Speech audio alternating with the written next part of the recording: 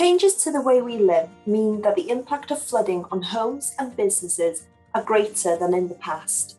We are more reliant on services such as gas, electricity, and the internet, all of which can be disrupted by flooding.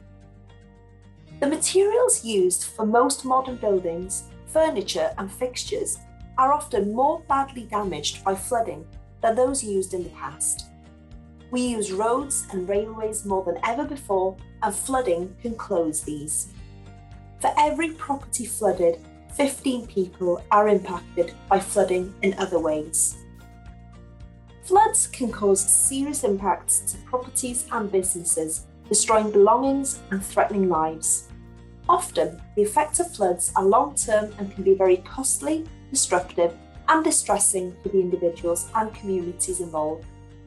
They can also cause indirect impacts, including damage to important energy, water, communication, and transport infrastructure, as well as interfering with basic services such as schools and hospitals.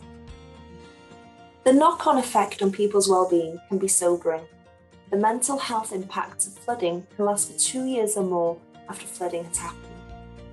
Depression, anxiety, and PTSD can affect up to a third of people who have been flooded.